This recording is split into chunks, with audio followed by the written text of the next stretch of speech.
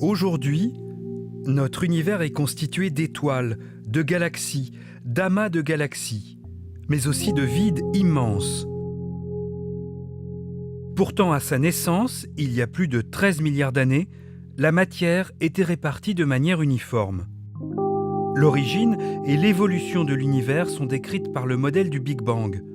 Et selon lui, l'un des principaux moteurs de l'organisation de notre cosmos est la matière noire. Il y a plus de 13 milliards d'années, le Big Bang secoue l'univers, transformant l'énergie en matière. C'est le début de son expansion et sa température ne cessera de diminuer. Aux premiers instants, notre univers se présente sous la forme d'une soupe dense et extrêmement chaude, de particules de lumière, de matière et de matière noire. Ces particules interagissent entre elles, entrent en collision et créent de nouvelles particules. À cette époque, il n'existe pas encore de planètes, pas d'étoiles et pas de galaxies. Très rapidement, la température baisse et les particules perdent de leur énergie.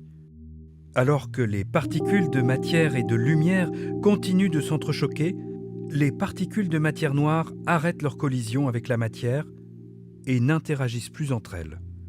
C'est le gel de la matière noire. Plus aucune particule de matière noire ne sera ensuite créée.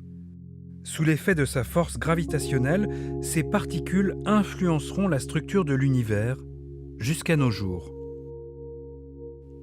Du côté de la matière, les quarks, parmi les plus petites particules élémentaires connues, se lient par 2 ou 3 et forment notamment les protons et les neutrons.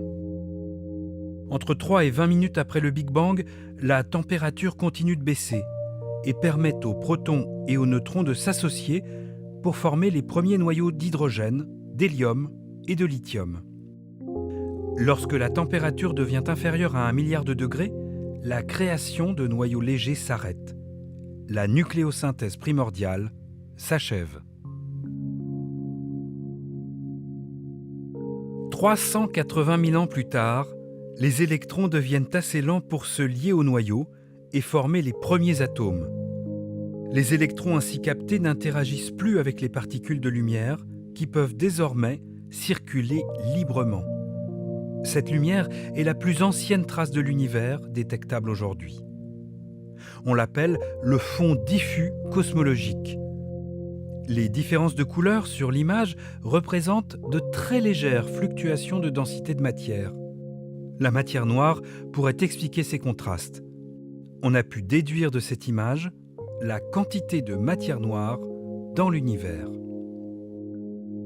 Une longue période appelée âge sombre suit la création des premiers atomes. Durant cette période, la matière noire domine et déforme l'espace sous l'effet de sa gravitation en creusant des puits. Les atomes et la lumière y sont entraînés. C'est à ce moment-là que la formation des grandes structures débute. 100 millions d'années après le Big Bang, les conditions de création des étoiles sont enfin réunies. La naissance des premières étoiles marque la fin des âges sombres.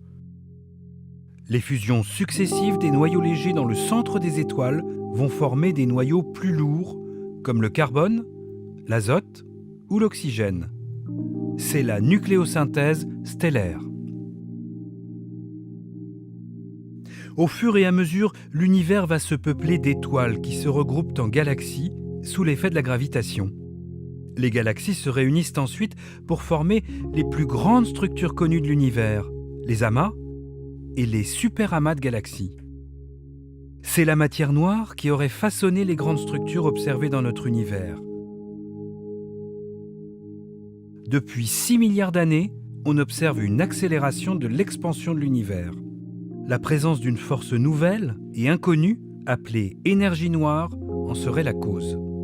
Aujourd'hui, l'énergie noire et la matière noire sont des ingrédients essentiels du modèle du Big Bang, puisqu'ils constitueraient 95% de notre univers. Des missions de recherche comme Euclide ont pour objectif de les caractériser. Ces recherches sont au cœur de la physique fondamentale puisqu'elles pourraient révolutionner notre compréhension de l'univers.